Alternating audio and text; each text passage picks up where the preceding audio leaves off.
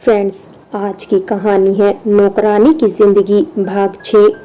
पिछले भाग में आपने पढ़ा, मैंने उससे मिलने की बहुत कोशिश की माँ, लेकिन मुझे उससे मिलने नहीं दिया गया। मेरी जान की धमकी देकर उन लोगों ने तुम सबका भी मुंह बंद करवा दिया। फिर अपनी शादी के एक रोज पहले ही उसने छत से कूदकर आत्महत्या कर ली और मेरी गोपी हमेशा के लिए मुझसे दूर हो गई। इतना कहकर प्रशांत फूट फूट कर रोने लगा। अब आगे। प्रशांत को रोता देखकर सरिता के आंसू भी झलक पड़े। उसे आज महसूस हुआ कि उसके बेटे ने अपने सीने में इतना बड़ा दर्द छुपा रखा था। उसकी बात सुनकर सरिता बोली, बेटा, गोपी की सौतेली माँ बहुत ही खतरनाक औरत है। हम उससे नहीं लड़ सकते। हमारे पास ना तो इतना पैसा है और ना ही इतनी शक्तियाँ, लेकिन तब भी मैं गोपी की मौत का बदला लेकर रहूंगा। प्रशांत बोला, नहीं बेटा, तो अकेला उन सब से नहीं जीत पाएगा। सरिता बोली, इसीलिए तो मुझे तुम लोगों का साथ चाहिए। प्रशांत बोला, मैं कोशिश करूंगी तेरा साथ देने की। सरिता बोली। अपने माँ के ये शब्द सुनकर प्रशांत को बहुत तसल्ली हुई और उस दिन प्रशांत ने अपनी माँ सरिता के सामने अपने मन का सारा गुबार निकाल दिया। वो उस दिन सरिता की गोद पर सर रखकर बहुत रोया और उस रात घर पर सबके साथ रुका। उसने बाद में पवित्रा से राखी भी बंधवाई और पवित्रा को 500 रुपए भी दिए। पूरा परिवार प्रशांत के इस व्यवहार से खुश था, यहाँ तक कि प्रशांत के बापू भी। लेकिन प्रशांत ने सोच लिया था कि वो गोपी की मौत का बदला लेकर ही रहेगा। वो सुंदरी के पास इसीलिए जाता है क्योंकि सुंदरी उसकी मदद के लिए तैयार है। सुंदरी इसीलिए उसकी मदद को तैयार है क्योंकि उसके अतीत को गोपी के विधायक दादा रामलाल सिंह ने बर्बाद किया है। उसकी बदौलत ही वह जिस जगह पर आकर फंसी है। सुंदरी की माँ सुधा से ये कहानी शुरू होती है। बात उस समय की है। सुधा बहुत ही गरीब घर से थी। उसके पापा बकरियां पालते थे और उन्हीं बकरियों के दम पर उनका इतना बड़ा परिवार चलता था। परिवार में सुधा सबसे बड़ी संतान थी। सुधा के पापा, उसकी 2 बहनें और 2 भाई भी थे, साथ में मम्मी भी थी। मम्मी घर के गुजारे के लिए ईंटों के भट्टे में काम करती थी। घर में सुबह खाना जुटता तो शाम को ना जुटता, अगर शाम को जुटता तो सुबह ना जुट पाता। बस इन्हीं हालातों के बीच उनका परिवार जैसे तैसे जिंदगी जी रहा था। कहा जाए तो जिंदगी घसीट रहा था।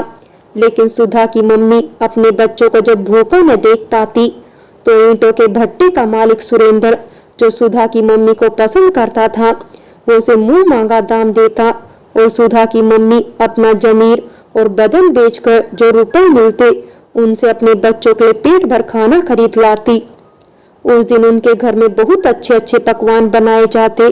सुधा के पापा को सब मालूम रहता ये सब कहाँ से आया, लेकिन वो कुछ ना बोल पाते थे और वे भी उस खाने को खाकर अपनी भूख शांत कर लेते थे। दिन बीते, सुधा 15 की हो चली थी। देखने में सुंदर और छरहरा बदन, फटे पुराने कपड़ों में भी उसकी खूबसूरती सोने की तरह दमकती थी। वो अपने गांव में जहां से निकलती तो जवान मर्द हो चाहे बूढ़ा, उसकी ओर एक नजर डाले बिना न रह पाता था। इसी बीच ठाकुर साहब का बेटा रामलाल सिंह शहर से पढ़ाई करके लौटा, जो कि अपने कॉलेज के छात्र संघ का नेता था। ठाकुर साहब चाहते थे कि अब उनका बेटा लगभग 25 साल का हो चुका है तो कोई अच्छी सी लड़की देखकर उसका ब्याह रचा दिया जाए। लेकिन रामलाल सिंह कभी भी शादी ब्याह के पचड़े में नहीं फंसना चाहता था। उसकी जिंदगी का केवल एक ही उद्देश्य था और वो उद्देश्य था केवल अय्यासी। पहले तो उसने शहर में रहकर कॉलेज की तमाम लड़कियों का जीवन बर्बाद किया, लेकिन जब कॉलेज की लड़कियां उसके गंदे इरादों को जानकर उसे दूर रहने लगी तो फिर उसने अपने गांव का रुख किया जहां का वो रहने वाला था। जबकि उसके पिता समाज के प्रतिष्ठित व्यक्तियों में गिने जाते थे। वे चाहते थे उनका बेटा भी उनकी तरह बने और समाज में उनका नाम रोशन करे, लेकिन उनके सपने चूर चूर हो गए। जब वे उसके बारे में कुछ सुनते तो यही सोचते कि ऐसी नालायक औलाद होने से तो बे औलाद रहते तो ही अच्छा था। उनकी पत्नी भी बहुत पहले गुजर चुकी थी, इसलिए वे अपने मन की बात किसी से साझा भी नहीं कर पाते थे और दिन रात इसी चिंता से ग्रसित रहने लगे। और फिर एक दिन हृदयघात उनके प्राणों को हरकर अपने साथ ले गया। अब रामलाल बिल्कुल आजाद हो चुका था।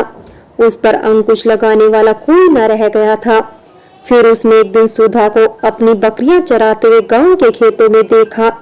वो उसका रंग रूप देखकर पागल हो गया और उसने उसे अपना बनाने की चाहत मन में पाल बैठा। वो अब उसका पीछा करने लगा। उसने एक दिन सुधा से ये कह ही दिया कि वो उसे चाहने लगा है। ये सुनकर सुधा आग बबूला हो गई, क्योंकि वो ऐसी लड़की नहीं थी। इसलिए उसने रामलाल के गाल पर एक तमाचा जड़ दिया और अपनी बकरियां हाँकते हुए घर को चली गई। रामलाल बेचारा अपना गाल सहलाता हुआ उसे जाते हुए देखता रहा।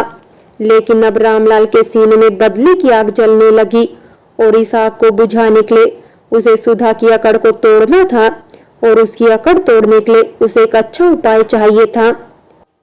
इसीलिए उसने एक उपाय सोचा और अपने सोचे हुए उपाय के अनुसार एक दिन वो फिर से सुधा के पास पहुंचा। सुधा ने उसे देखा और भड़क कर बोली, तुम फिर आ गए, अब क्या अपना दूसरा गाल भी लाल करवाने आए हो?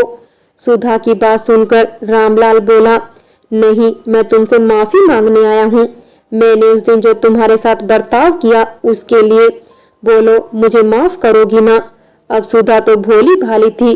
रामलाल की चालों को वो समझ ना सकी, इसीलिए उसकी मीठी मीठी बातों में आ गई। जब रामलाल को लगा कि सुधा उसकी बातों में आ गई तो उसने सुधा से पूछा, क्या हमारी दोस्ती हो सकती है?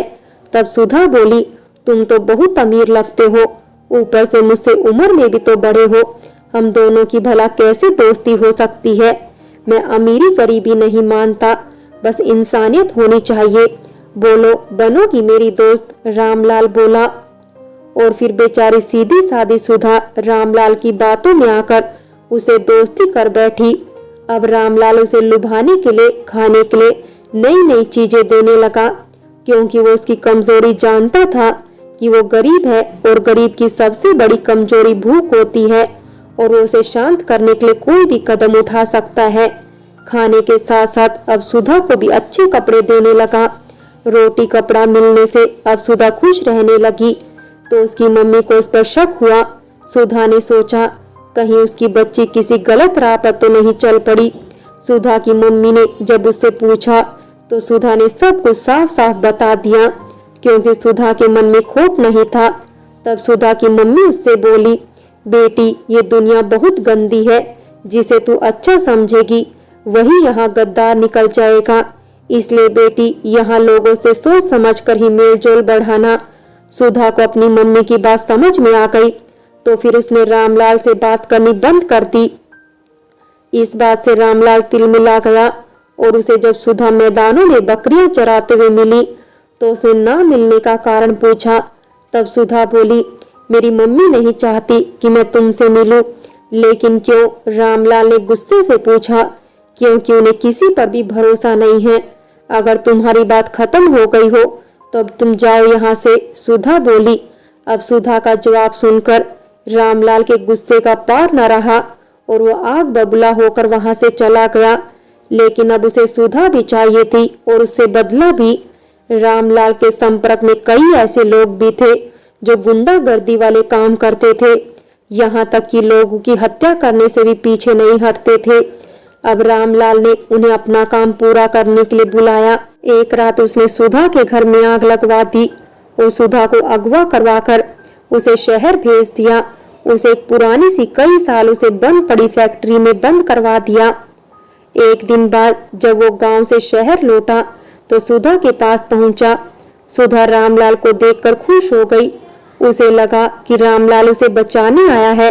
लेकिन जब रामलाल ने स्वयं ही सारी सच्चाई सुधा के सामने रखी तो सुधा ये सुनकर बिलक उठी और रामलाल से बोली, मैंने तुम्हारा क्या बिगाड़ा था जो तुमने मेरे साथ ऐसा किया? मुझे तू पसंद थी, लेकिन आसानी से तू मेरे जाल में नहीं फंसी, इसलिए मुझे ऐसा कदम उठाना पड़ा। रामलाल बोला, लेकिन मैं अब भी तेरी कोई भी बात नहीं मानने को तैयार हूँ। सुधा गुस्से से बोली, तुझे मेरी बात तो माननी होगी, नहीं तो तेरा भी वही अंजाम होगा जो तेरे घर वालों का हुआ। रामलाल बोला, कमीने, क्या किया तूने उनके साथ में? सुधा जोर से चीखी, तुझे अगवा करने के बाद मेरे लोगों ने तेरे परिवार वालों को लाठियों से पीटा और जब सब बेहोश हो गए मैंने तेरे घर में आग लगवा दी। अब कोई भी जिंदा नहीं बचा है, सब जलकर खाक हो चुका है। अब तू भी नहीं बचेगी। मुझे मना किया था ना तूने, थप्पड़ मारा था ना मेरे गाल पर। आज मैं उस थप्पड़ का तुझसे बदला लूंगा। तू रो और कितना भी चिल्ला ले, इस फैक्ट्री की दीवारों से तेरी आवाज बाहर जाने वाली नहीं। और फिर उस दिन सुधा रामलाल के सामने बहुत रोई और बहुत गिड़गिड़ाई, लेकिन रामलाल ने उसकी एक ना सुनी और उसकी असमत से खिलवाड़ कर बैठा और फिर उसे कमलाबाई के कोठे पर भी बेच दिया। अब सुधा जाती भी तो कहाँ, क्योंकि जो उसका था वो तो पहले ही जलकर खाक हो चुका था। इसीलिए उसने कमलाबाई के कोठे पर रहना मंजूर कर लिया। कमलाबाई बहुत दयालु थी, इसलिए उसने सुधा को सहारा दिया और उससे बोली, बेटी जब तक तू नहीं चाहती तो तब तक मैं तुझसे ये काम करने को नहीं कहूंगी। लेकिन शायद किस्मत को कुछ और ही मंजूर था। कमलाबाई के कोठे पर रहने के 3 महीने बाद सुधा को पता चला कि वो माँ बनने वाली है। अभी वो केवल 15 साल की ही थी और 15 साल की उम्र में ही वो उस दरिंदे रामलाल के बच्चे की माँ बनने वाली थी। अब तो सुधा को खुद से ही नफरत सी होने लगी। पहले ही उसे अपनी असमत और परिवारजनों को खोने का सदमा लगा था। अब ये बच्चा जो उसके लिए आफत ही थी। कमलाबाई डॉक्टरनी से मिली कि शायद सुधा का बच्चा गिरा सके, लेकिन डॉक्टरनी ने ये कहकर मना कर दिया कि अभी लड़की की उम्र बहुत कम है, ऊपर से बच्चा 3 महीने का हो चुका है। किसी भी प्रकार का गलत कदम उठाने से लड़की की जान को खतरा हो सकता है। इस बच्चे को उसके गर्भ में ही पलने दीजिए, जितना हो सकेगा मैं इसका ख्याल रखूंगी। इधर जो जो सुधा के पेट का आकार बढ़ रहा था, त्यों तो वो और भी परेशान होती जा रही थी। जिस इंसान से वो सख्त नफरत करती थी, उसी की नाजायज औलाद को अपने गर्भ में पाल रही थी। और इसी कश्म के बीच 8वें महीने के अंत में सुधा को प्रसव पीड़ा उठी। कमलाबाई उसे फौरन अस्पताल ले गई। सुधा ने वहां एक बच्ची को जन्म दिया और बच्ची को जन्म देते ही वो भगवान को प्यारी हो गई।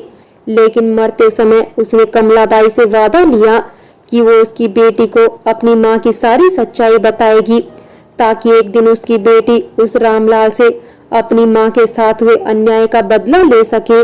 कमला ने सुधा से वादा किया कि उसे सब कुछ बताएगी। फिर कमलाबाई ने ही सुधा की बेटी को पाल पोस कर बड़ा किया और उसका नाम सुंदरी रखा। जवान होते होते कमलाबाई ने सुंदरी को उसकी माँ की सच्चाई से रूबरू करवाया।